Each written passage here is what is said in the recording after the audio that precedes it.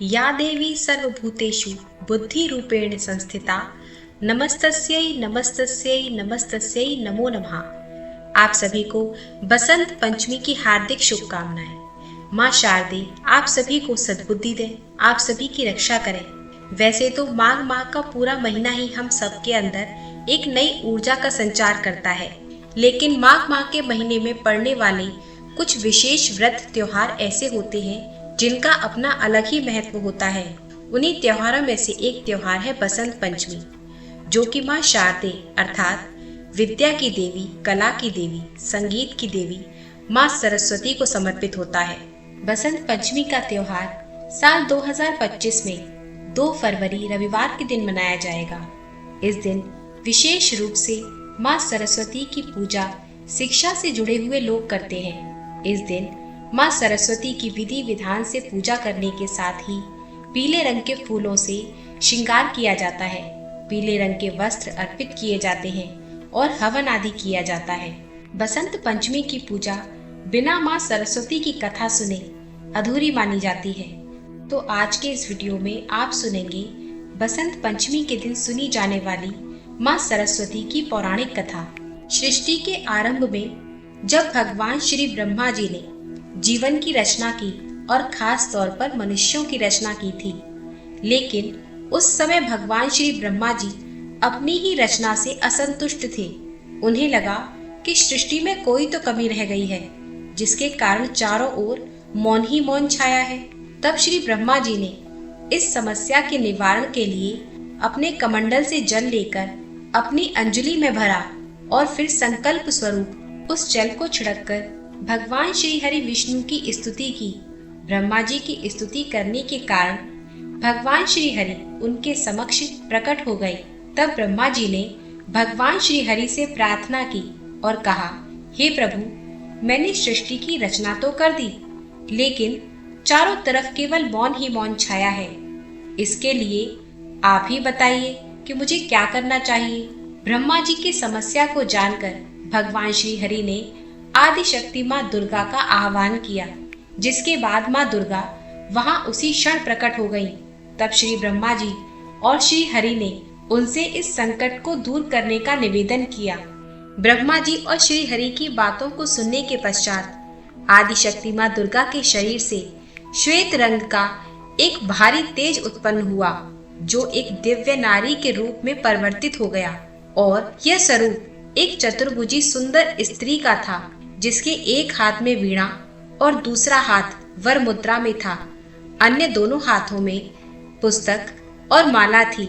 आदि शक्ति माँ दुर्गा के शरीर से उत्पन्न होने के कारण उस देवी ने वीणा का मधुर नाद किया, जिससे संसार के सभी जीव जंतुओं को वाणी प्राप्त हो गई, यानी कि सृष्टि के सभी जीव जंतुओं को आवाज प्राप्त हो गई। जलधारा में कोलाहल व्याप्त हो गया, हवा के चलने से सरसराहट होने लगी। इस तरह समस्त सृष्टि को ध्वनि प्राप्त हो गई। इस प्रकार ब्रह्मा जी ने उन्हें सुरों और वाणी की देवी सरस्वती कहा। माँ सरस्वती विद्या और बुद्धि प्रदान करती हैं, क्योंकि बसंत पंचमी के दिन वे प्रकट हुई थी, इसलिए बसंत पंचमी के दिन इनका जन्म दिवस मनाया जाता है। माँ सरस्वती की विधि विधान से पूजा की जाती है और फिर उनसे विद्या और बुद्धि का आशीर्वाद प्राप्त किया जाता है।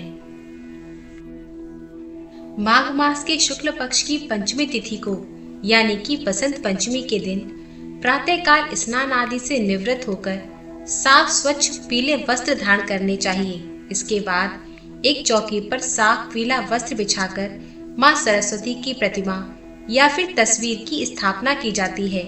माँ को आज के दिन विशेष रूप से पीले या फिर सफेद रंग के फूल अर्पित किए जाते हैं। चंदन से तिलक कर माँ को पीले वस्त्र अर्पित किए जाते हैं। साथ ही हल्दी लगे पीले अक्षत और पीली बूंदी या फिर चावल या फिर पीले लड्डू भी आप अर्पित कर सकते हैं। और फिर माँ सरस्वती की वंदना करके मंत्रों का जाप किया जाता है, व्रत कथा सुनी जाती है और कहा जाता है कि इस दिन जो भी शिक्षा से जुड़े लोग हैं, उन्हें अपने शिक्षा से संबंधित, चाहे वो विद्यार्थी हो तो अपनी किताब, कलम या कलर्स, फिर संगीत से जुड़े लोग हैं उन्हें अपने वाद्य यंत्र, जो भी म्यूजिकल इंस्ट्रूमेंट हैं, चाहे वो हारमोनियम हो, गिटार हो, वीणा हो, आप उनकी पूजा भी आज के दिन जरूर करें।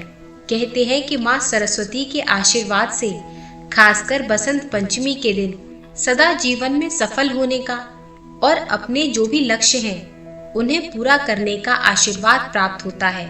इसलिए आज के दिन यदि संभव हो तो घर में जो भी छोटे बच्चे हैं उनके हाथों से माँ सरस्वती की पूजा करवानी चाहिए। माँ सरस्वती को पीले फूल अर्पित करने के साथ ही उन्हें भोग भी लगवाना चाहिए। आप चाहें तो बसंत पंचमी के दिन व्रत भी रख सकते हैं। व्रत रखने वाले भक्तों को आज के दिन निराहार रहकर व्रत रखना चाहिए और व्रत की कथा अवश्य सुननी चाहिए। माँ सरस्वती की पूजा करने से पहले भगवान गणेश की पूजा तो अवश्य ही करनी चाहिए। साथ ही समस्त शिव परिवार, भगवान श्री हरि और ब्रह्मा जी की पूजा भी करनी चाहिए।